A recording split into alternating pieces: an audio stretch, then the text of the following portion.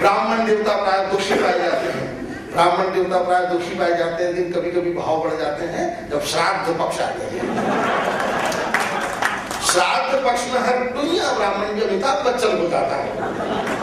चारों ओर से निमंत्रण आते हैं, हमारे बाबा का खा लो, हमारे नाना का खा लो, ब्राह्मण खाता रहता है।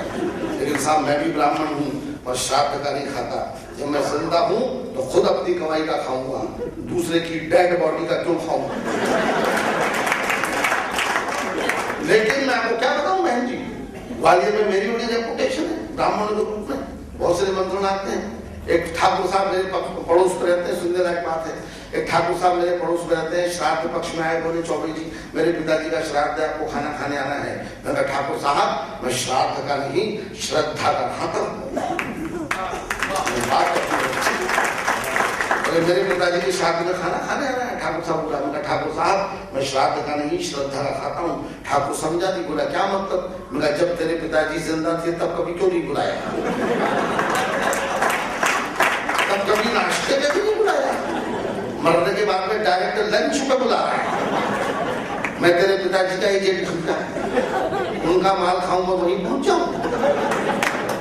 मैंने कहा मैं तो नहीं आ रहा, तो ठाकुर बुरा मान गया, बोले नहीं आओगे तो अगले साल तुम्हारा ही बनेगा। तब मैं टेंशन में आया। मैं कहा ऐसा क्या, मैंने तैयारी करने में आ रहा हूँ और भगवान ने चाहा तो आज शाम को तेरा बना के लौटूंगा। मैं बहुत गुस्से में उसके पिता के श्राद्ध में खाने के लिए गया, पालथी मार के बैठा और 3 घंटे तक नॉन स्टॉप खाया। ठाकुर भी मेरी क्षमता देख करके ऊब गया, बोला बीच में पानी तो पी लो। मैंने भी कह दिया बीच आने तो दे।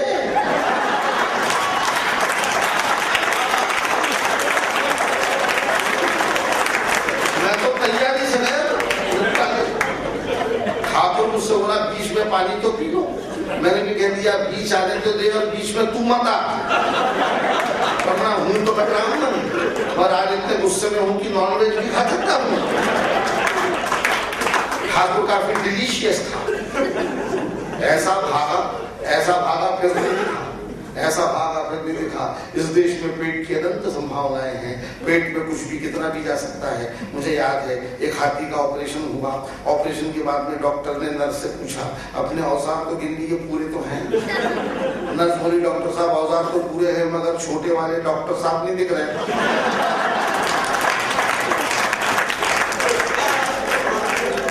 तो दोस्तों ये जो मेरा फूला हुआ पेट आप देख रहे हैं, ये खाने के मारे नहीं मस्ती के मारे फूला हुआ है। लोग समझते हैं बहुत ज्यादा खाता हूँ, यकीन कीजिए मैं बहुत कम खाता हूँ, लोगों के गम खाता हूँ, हिंदुस्तान की हालत पे रहम खाता हूँ। आप मेरा भरोसा करें तो मैं आपकी कसम खाता हूँ। लेकिन आप मेरी बात समझे नहीं, मैं वाकई बहुत कम खाता हूँ, भरोसा कीजिए। किसी को भरोसा ना आ रहा हो तो कल बुला के देख ले। आप हमारे मालिक हैं और एक बार में आप यहाँ खाने आया तो भगवान आपका मालिक होगा।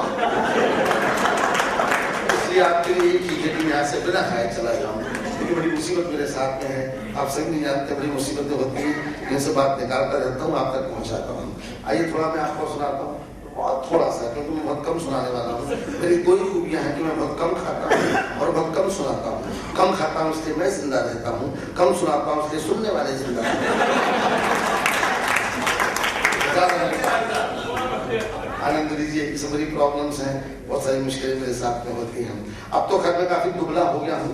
एक जमाने में तो काफी रोड रोलर था, PWD वाले सड़क बनाते थे तो मुझको टहला दिया करते थे। उन दिनों में काफी हैवी वेट चैंपियन था, जहाँ जाता लोग मेरी काया पे हंसते, कविता में कोई हंसने को नहीं। उन्हीं दिनों की पीड़ा है, आप तो हंसेंगे, लेकिन मैं अपने अतीत को देख करके आपको बताना चाहता हूँ कि मैं क्या था। हमने रिक्शे वाले से कहा स्टेशन चलोगे, वो बोला चलो। हमने कहा पैसे, तो बोला 2 रुपए किलो। ऐसा रेट आपने कभी नहीं सुना। दुनिया जाती है किलोमीटर से, मैं जाता था किलो से, ये मार्केट वैल्यू थी। हमने रिक्शे वाले से कहा स्टेशन चलोगे, वो बोला चलो। हमने कहा पैसे, तो बोला 2 रुपए किलो। हमने कहा क्या बोलता है, सवारी को बिठाता है क्या तोलता है। वो बोला बुरा मत मानिए चौबे जी, मैंने टायर ट्यूब के पैसे मिलाकर बोले थे। मेरी बॉडी भी हंसता था, मैं और घनश्याम अग्रवाल देखिए, दिख रहा है क्या? मैं और घनश्याम अग्रवाल दोनों लखनऊ स्टेशन पे खड़े थे, गाड़ी का इंतजार कर रहे थे। गाड़ी लेट थी, सोचा वजन लेता हूँ, वजन लेने मशीन पे चढ़ा तो मशीन भी मुस्कुराने लगी। हम वजन तौलने की मशीन पर चढ़े, टिकट देखा तो आसमान से नीचे गिर पड़े। लिखा हुआ था सूचनाएं गौर से पढ़ें, एक साथ 4 लोग न चढ़े। सूचनाएं गौर से पढ़े, एक साथ 4 लोग चढ़े। टिकट घनश्याम अग्रवाल को दिखाया, वो भी मुस्कुराया, मशीन पर चढ़ा, सिक्का डाला, टिकट निकाला। इस बार लिखा हुआ था वजन तो रखें। हास्य कवियों की मुसीबत है कि उन्हें मशीनें भी छेड़ देती हैं। मैं तो उन दोनों इतना हैवी था कि डर के मारे घर से बाहर निकलता ही नहीं था कि क्या पता घर से बाहर निकलूं और क्या क्या सुनना पड़े अपनी काया पे। परंतु क्या करें, उन दोनों का अमेरिकन पिक्चर आई थी साहब, उसका बड़ा हल्ला था, जुरासिक पार्क, आपने भी देखी होगी। उसका असली हीरो डायनासोर था, बाकी पात्र तो कीड़े मकोड़े थे। पूरी फिल्म में डायनासोर ही दंदन रहा था। हमारे शहर में लगी, मैं भी देखने गया, बड़ा नाम सुना मैंने, मैं भी देखने गया। टिकट लेने क्यू में खड़ा ही हुआ था कि लोग बाग मुझे ऐसे देखने लगे जैसे मैं ही डायनासोर हूं। कुछ लोग तो टिकट फाड़ के घर जाने लगे, बोले अब पिक्चर क्या देखना। यहां तक तो मैंने बर्दाश्त कर लिया, लेकिन 10 मिनट के बाद में सामने वाला मुझसे पलट के बोला, धक्का क्यों दे रहे हैं डायनासोर साहब?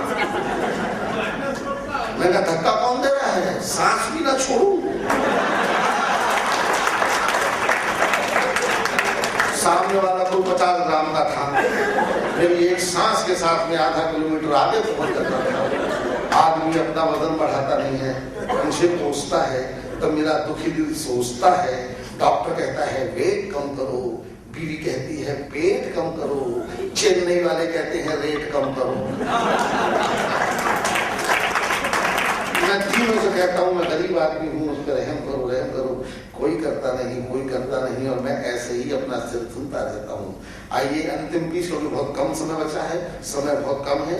एक कार्यक्रम ऐसा हुआ था जिसमें समय बड़ा कम था, 50 कवि थे और आधे घंटे में सबको पढ़ना था। 1 मिनट में 2.5 कवियों को पढ़ना था। मेरा नंबर 2.5वां था और जो कभी मंच पे जा रहे संचालक होता था समय कम है, समय कम है, ध्यान रखना समय कम है। तो बस मैंने इसी से फायदा उठा लिया। जैसे ही मेरा नंबर आया माइक पे तो मैं गया, मैंने लोगों से कहा मित्रों समय कम है, समय इतना कम है कि ये बताने के लिए भी समय कम है कि समय कम है। और उसी में मेरे को फर्स्ट प्राइज मिल गया।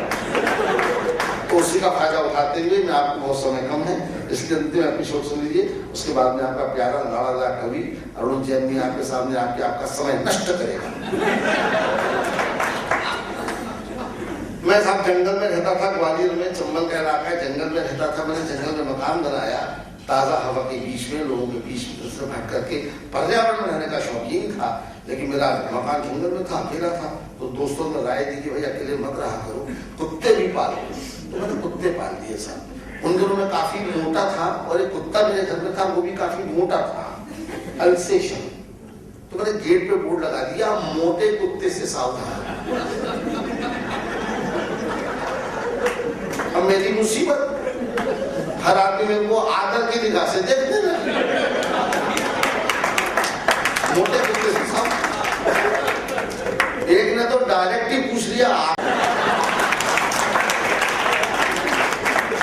वो अपनी गलती समझ में आ गई। मैंने फौरन बोर्ड उतार दिया कि पता नहीं क्या क्या सुनना पड़े, लेकिन मेरी मुसीबत कम नहीं हुई।